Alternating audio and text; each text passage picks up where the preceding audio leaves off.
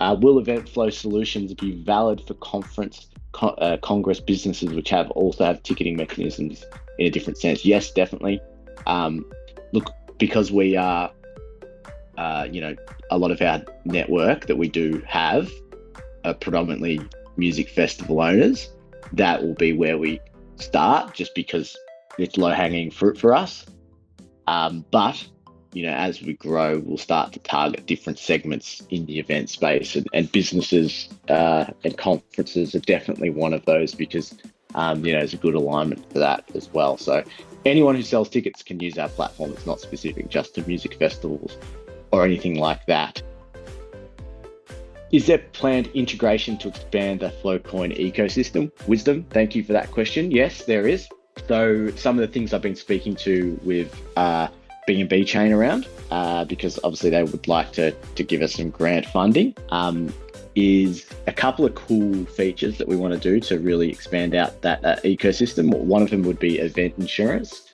So if we can tokenize event insurance, and what that means is, let's say, one of the biggest issues you kind of have with events is that some people run events and, you have to buy these tickets 3 months out, right? Let's say, I don't know, Taylor Swift's coming out, Ed Sheeran's coming out, whatever it might be. Because they're so popular that the tickets sell out quite quickly, and they have to put them on sale, 3 to 6 months before. Some cases now it's like a year before. So, a lot can happen in that year. You buy your ticket, but then a week out, I don't know, you get sick.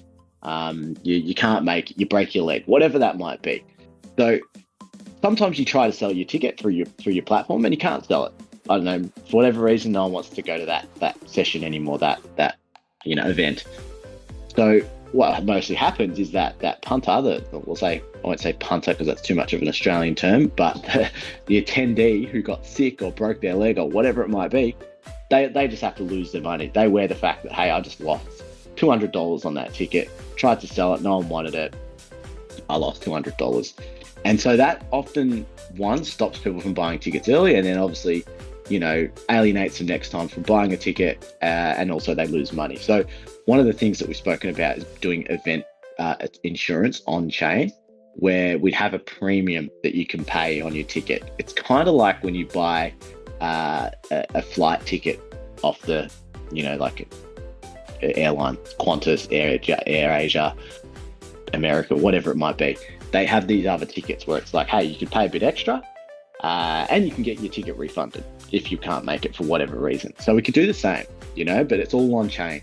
So, the premium would get paid into a decentralized wallet. You can sit there, and then if the person can't make it, obviously they can get paid out from the money that sits in the decentralized wallet. So, and we'd have oracles who would approve those. So you'd have to do it legitimately. It has to be real reason you couldn't make it. And, that could all be controlled on chain, completely DAO. And yeah, we think that could be quite innovative. So that's kind of one of the ecosystem upgrades that we want to do. Talking to B&B chain around that, potentially grant funding the development of it, and then also fully tokenizing the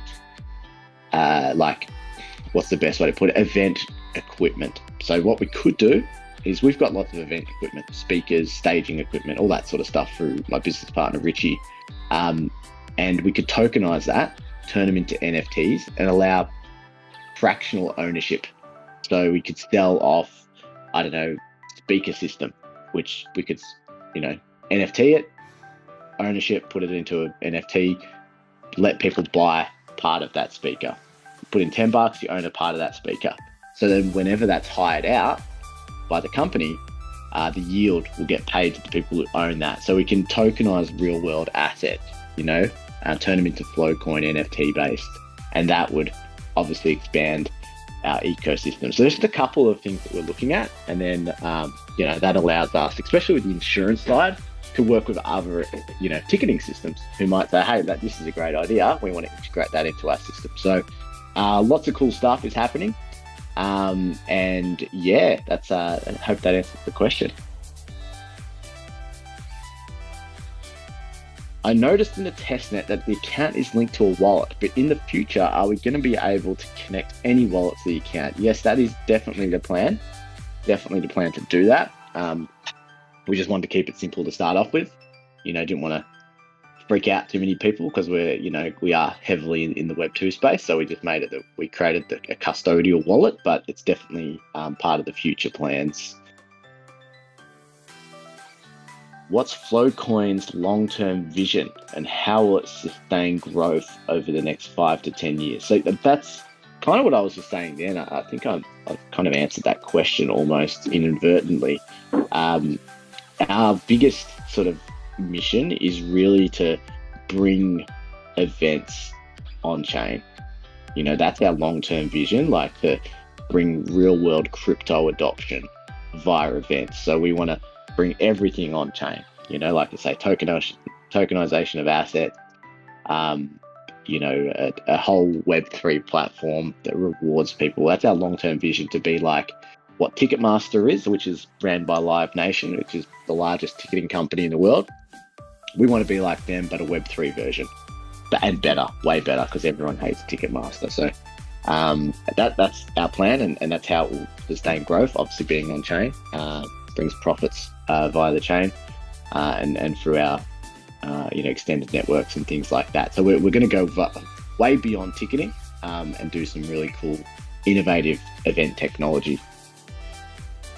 Tolga, about transferring ownership of any ticket, how does eventflo handle any potential security issues on the platform? Has any solutions for trusted transferring of tickets? So yes, we do have. Basically how it's going to work, Tolga, is that there's going to be a transfer ticket button on your tickets. So you can basically transfer a ticket to another user. You put the other user's email or their phone number in. It'll then make that ticket go from your account. It'll destroy the NFT, I believe. I'll have to just clarify that with Adrian, our CTO. And then it'll mint a new NFT, and it will send that NFT to the new owner. So basically destroys it and then creates a new one. And then in terms of security around that, there's two-factor authentication. So like you can't just go in and put the email in and it will send it straight away. It's going to send an email to authenticate that, and I think maybe a text message, kind of like you were using an exchange, right? It has that two-factor authentication to stop anyone from just hacking your account and just, sending a ticket to someone. And look, the other good thing is that we have is that if someone did do that, somehow hacked your account, somehow got around two-factor authentication, which wouldn't happen unless they got access to your phone and email. It's all on chain. We can track it back to who did that, and as long as we can, find it, we can basically reverse it. So that would be because the tickets are all on our own ecosystem, so we've got full control over it. Farhand, how does eventflo integrate blockchain or crypto technologies to improve event management and incentivize participation? What big plans eventflo carrying in the future? And one of the reasons to choose ARM network, I hope that works well. We're on BNB chain, so we're not on Solana anymore. That's to answer that question. And then I'd probably recommend reading our white paper. That pretty much covers all the questions you have there. Obviously, we're integrated via NFT, and then we're using crypto as our FloCoin, which will, reward people for attending events, referring people, and buying tickets. So that FloCoin is really the key piece to rewarding people and incentivizing everyone. And then obviously NFT platform. And then obviously with the future, I've kind of mentioned that, how we're looking to take over the event space and bring everything on chain. Tolga, about DAO mechanism, how many tokens do we have to possess minimum to participate? That is a good question. That one's probably one for our CTO. That he'll know the minimums. I can come back to you on that one because he's more across what the minimum is, and I don't want to give you the wrong answer.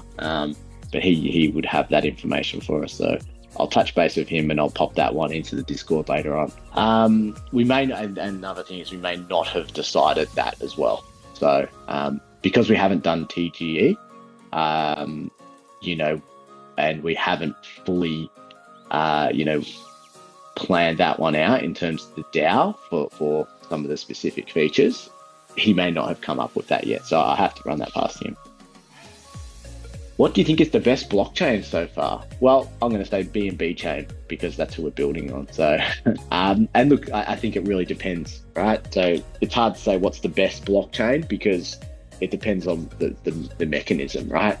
So I feel like BNB chain have been great because, they're giving us a lot of support, which I love, and, promoting us and all those types of things. I guess the negative about the BNB chain on their mainnet is the fact that it is quite expensive to mint a ticket. So each ticket that you mint for our event, it costs us like 7 cents.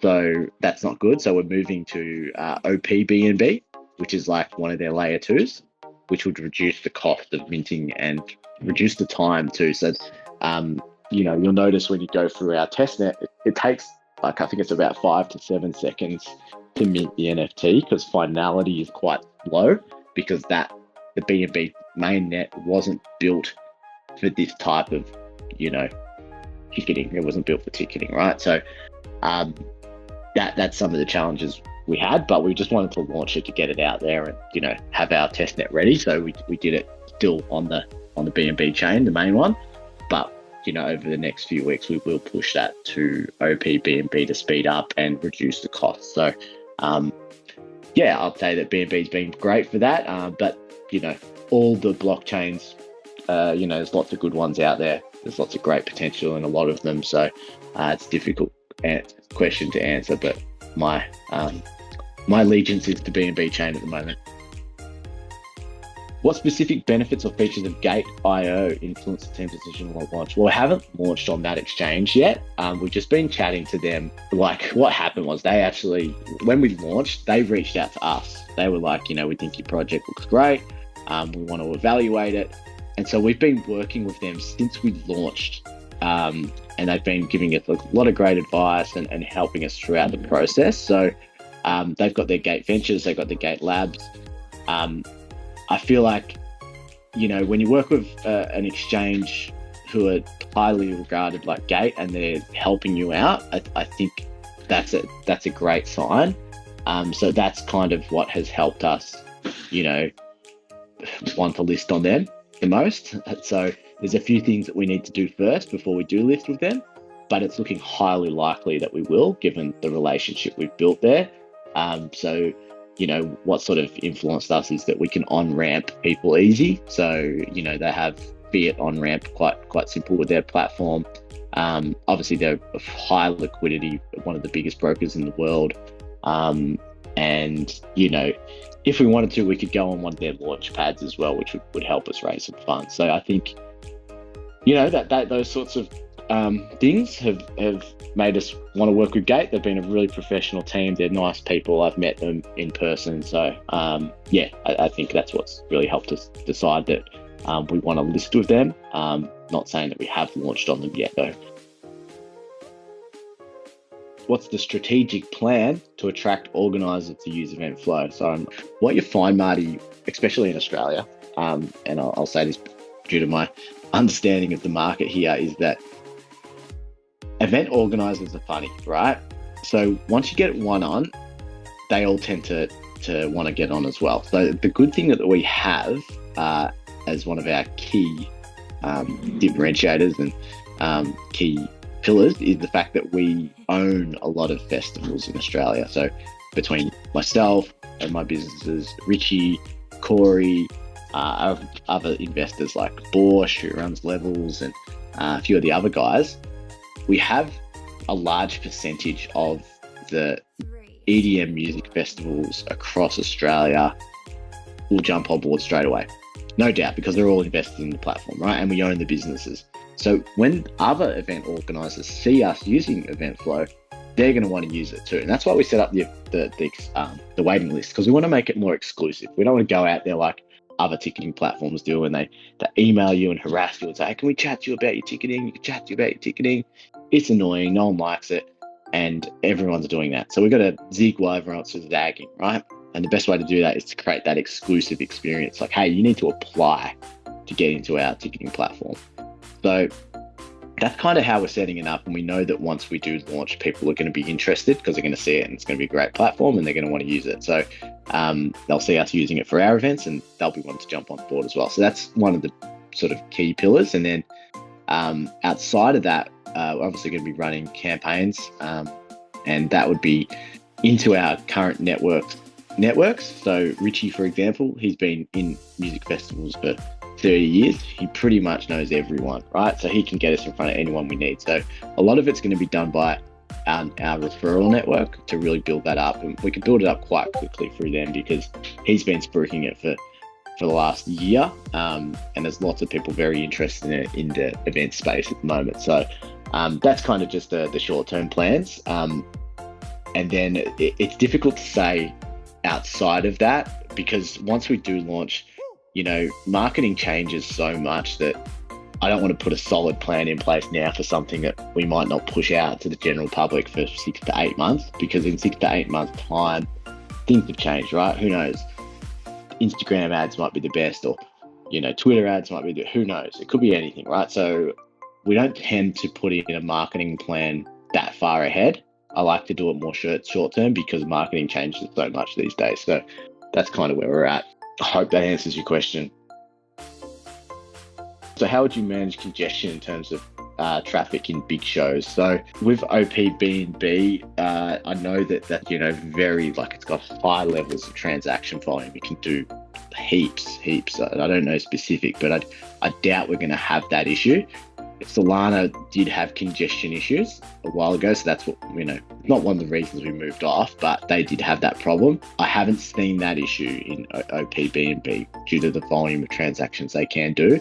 But if it does happen, we do have fail safes in place, which allow us to mention that, hey, things are taking a little bit of time to mint your ticket, but don't worry, we'll hold it there for you. So one of the big things is just have a good UI that communicates any issues that might be happening, and make sure that it doesn't throw some weird error that will freak people out. So I doubt we'll have that issue with because OPB&B is quite, can take a lot of transactions, but it may happen, and we do have fail safes for that where it can hold things off chain until it gets put on chain. Is it going to be IRL events for eventflo? Oh, is it going to be in real life? Okay, yes, there definitely is. Oh, do you mean for eventflo in terms of, are we talking about the events on eventflo, or are we going to run some in real life events? Anyway, I'll answer the question for both. So we already do run real life events for my company, Reminisce, Richie's company's Hardware and Symbiotic. So we've got one coming up in March. We do about 15,000 people, I think it is, for the one coming up in March. And we're actually going to run a Flow Lounge. We're calling it the Flow Lounge at the event. So it's going to be, you'll be able to buy tickets off Eventflo, and it's going to be like a networking bar that's going to be at the actual festival. So we'll make it cool. You'll be able to use FloCoin, redeem stuff. We're going to put little QR codes around the festival where people can use their QR code, use the app, get some FloCoin on their wallet, and then use that at the Flow Lounge, which will be kind of like a chill out area, bar, bit of music and kind of cool space. So I think that one answers your questions. We'll definitely be doing in real life events for Eventflo and also on the platform as well. This is kind of a personal question. What have been the biggest challenges for your team faced while developing FloCoin? How have those experiences shaped the project's direction? Probably the biggest challenge for us, I think I mentioned this last time as well, it's we've come from a Web 2 environment. We've ran very successful Web 2 businesses. So when we decided to go Web 3, we see that as being the future. That's where most businesses are going to play in the future. So we're going into a space that a lot of us don't have many networks in. We don't have the same network we do have in the Web 2 space. We know every single event organizer, we know artists, we know everyone around that space. And so, building up a business in the festival space is quite easy for us. So coming into a totally new industry in Web 3, you start from the ground up, right? We've got to start speaking to people, start going to conferences, start meetings, and and just networking, right? So that just takes time. So I think that's probably one of the biggest challenges we faced. It's just a bit of a, let's say, learning curve. I've been, look, to be honest, I've been, an early adopter of crypto. I think I mentioned this last time. I started buying Bitcoin when it was like $2 on a little laptop in my apartment. Unfortunately, I stopped doing it after a week, or 2 weeks, I think it was, which that sucks. But I think we've all got that Bitcoin story. But yeah, I haven't built a business on Web3. So yeah, it's been a bit of a learning curve, just finding these new partners, new networks, and having those conversations. But I think we're making good progress on that now. Marty, another good question here, mate. Would the payment be multi-chain solution, like allowing users to pay USDT regardless of the layer 1 blockchain is on? Yeah, correct. So we're going to make it so when we do start taking, crypto payments, that, yeah, you've got a couple of options. That's our plan. You could use USDT, you could use ETH, BTC, probably the main ones. I don't want to go too obscure, and then having FloCoin. So that's kind of where we're heading with it. But the main one actually to start is we'll just start with fiat. We'll just start with fiat because I know that our Web2 community might be a bit too freaked out if we have crypto payments to start off with straight away for our beta. So we'll probably start with fiat, and then we'll bring in the crypto options after that, and obviously FloCoin being the main one.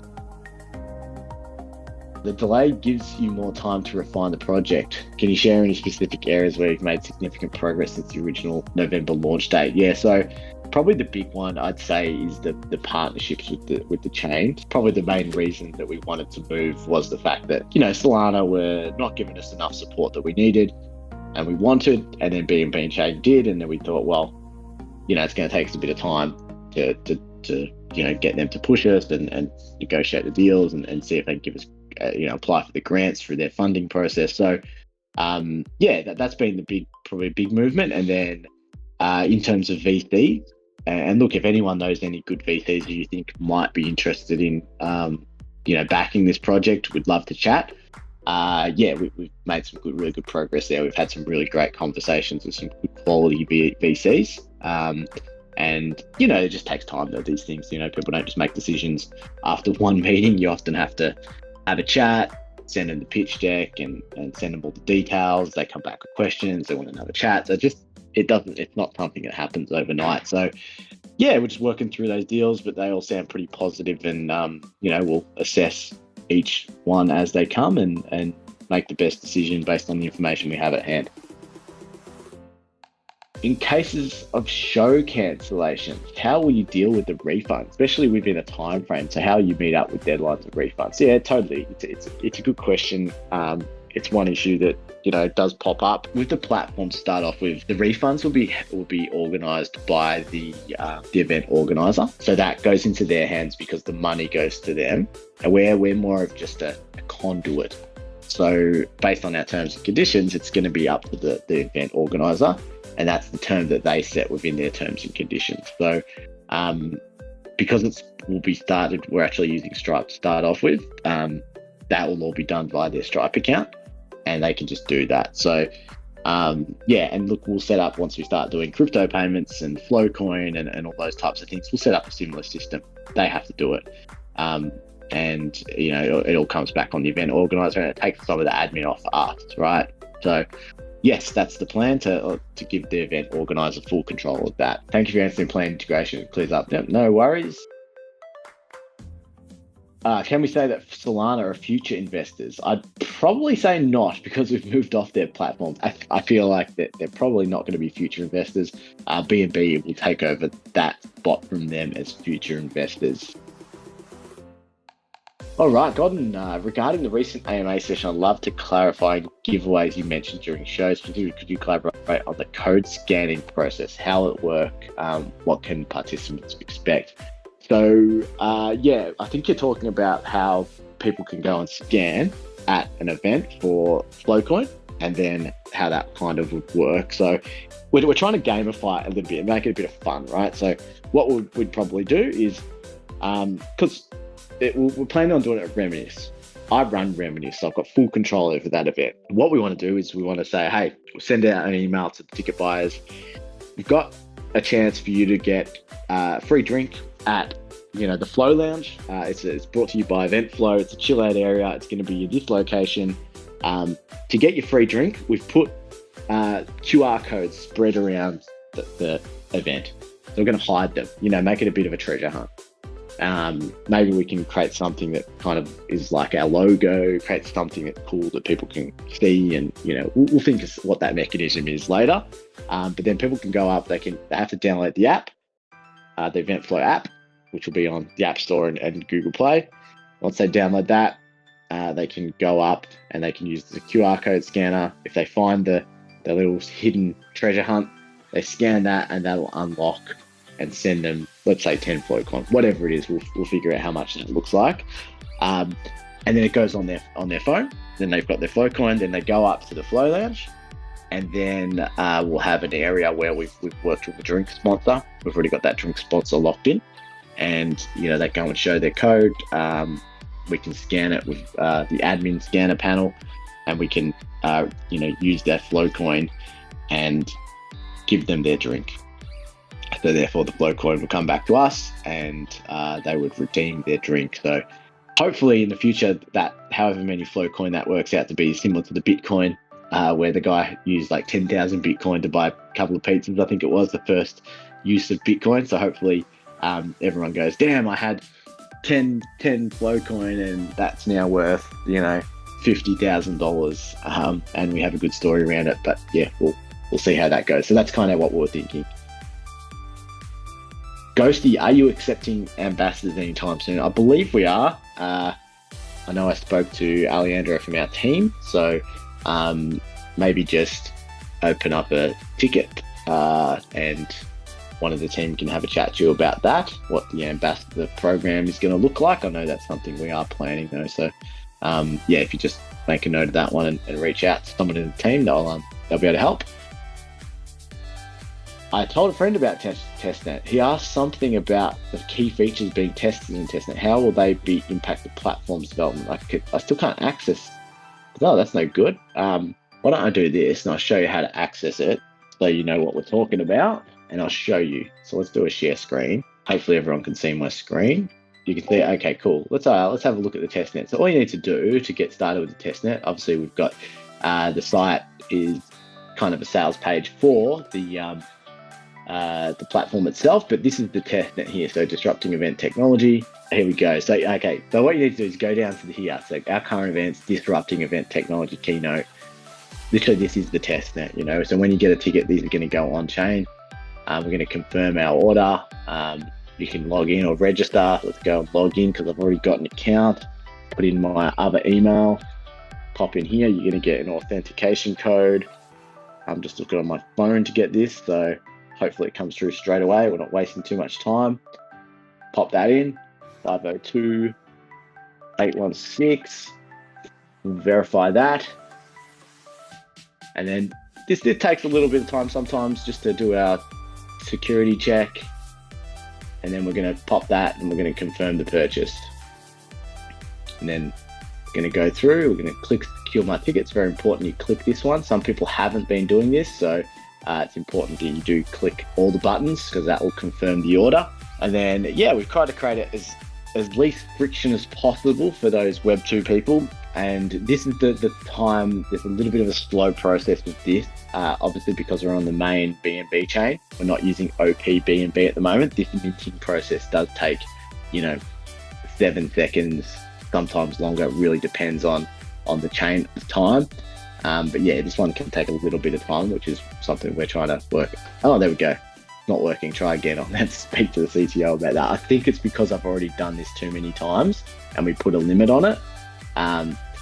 But I can show you where the ticket will go once you've done it, because I've tested it so many times, I think, and we want to make sure that not, a million, because what can happen is that someone could go and do it 1,000 times, right? And that costs us a lot of money in terms of the minting process. So we've set it up so you can't do it 1,000,000 times, but you'll be able to see your tickets in here once you've got them. So, you've got the blockchain ID, you've got a wallet address here, and then, it all should work seamlessly. So, obviously I've tested it too many times, but yeah, that's kind of how you do it. And then that's the test net, and then you'll get an email as well once it's all confirmed. And that's kind of how we're looking at the moment. So just thought I'd just show you that, just so you can see.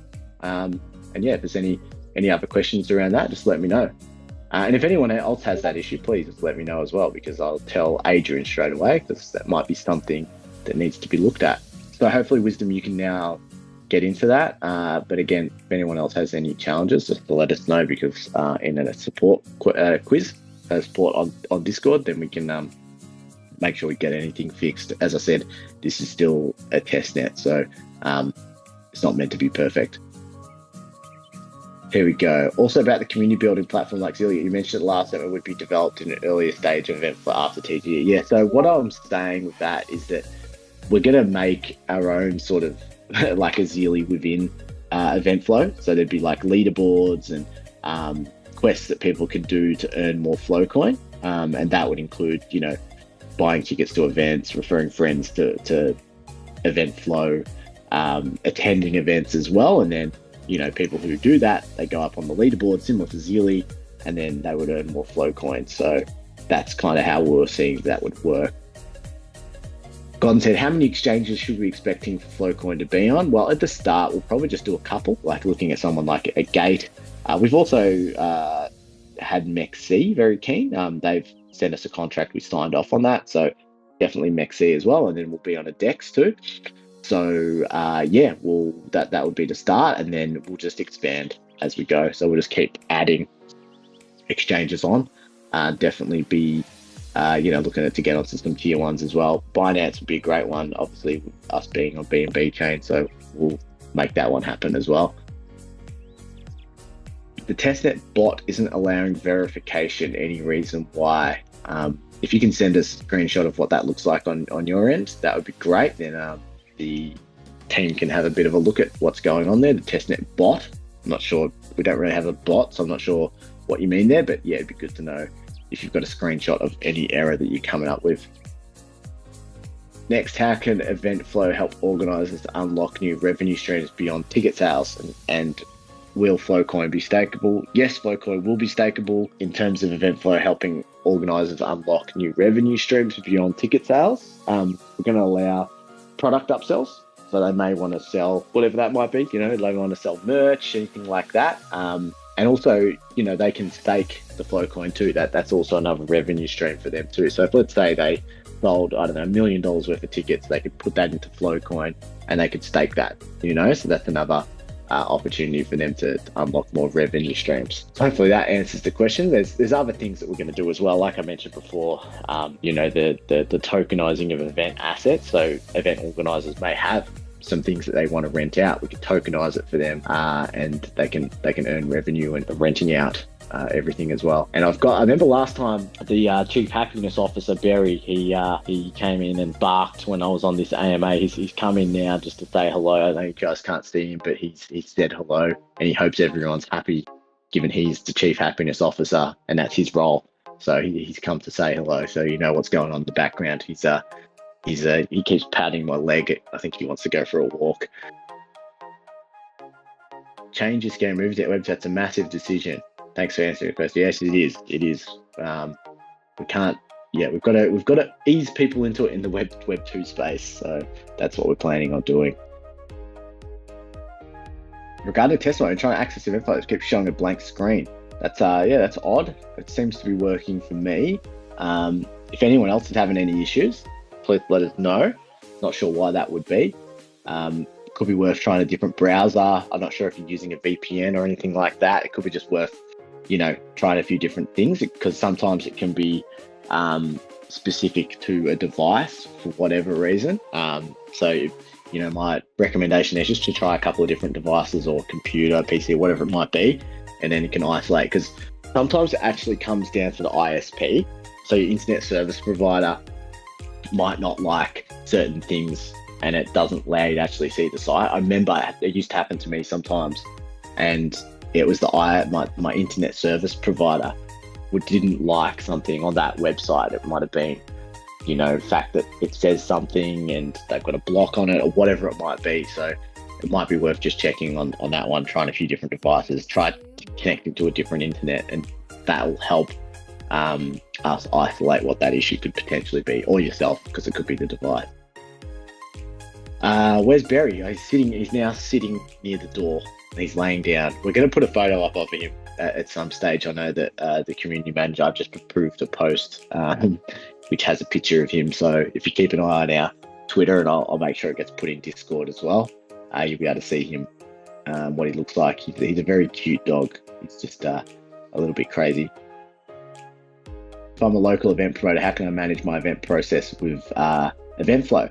Well, you basically just need to become a beta tester. We haven't opened that up yet, but if you jump on the waiting list, you go to our site, eventflo.io, you can jump on the waiting list, and we'll be reaching out once it's at a point where we're happy to bring on some event promoters who can use it. We're not going to bring on too many. Just going to keep it pretty tight to start off with, but we will be. FloCoin's government was essential. Can you explain how FloCoin holders will be involved in the decision-making process regarding the future developments and direction of the platform, maybe in real-life events? Also, we know crypto is very volatile. Any plans on maintaining the FloCoin value in the future? So to answer the first question, as soon as you stake and hold FloCoin, we'll be having governance where we'll be sending out emails to all the holders. And then when it's a big decision, we'll ask for everyone's feedback on that. Everyone can vote, and then that's how we'll sort of make some of our platform decisions. Where we may do in real life events, it's hard. We're in Australia, and no one really wants to go to Australia, but maybe we'll do something in a location where it's a bit easier to get to for everyone. Maybe somewhere in Singapore, or Singapore's a good one. In Bangkok when I was there last week, it was a bit of a pain in the butt getting around because the traffic is so bad. That wasn't ideal when you try and do an impromptu meeting. And often what happens in the crypto space is you get a message from a VC who says, hey, can you come to, I don't know, the Holiday Inn? It wasn't generally the Holiday Inn. It's not a very good hotel, but you know what I mean. Some hotel in the Mercure, can you get there in an hour? And then you look at the traffic and you go, oh, literally, it's only 10 kilometers away. It's belting down with rain. I have to get a cab there. It's going to take an hour and a half, so you're going to miss that meeting. So it wasn't really ideal for meetings and stuff like that. So I'd probably say if we did an in real life event flow and try to bring everyone.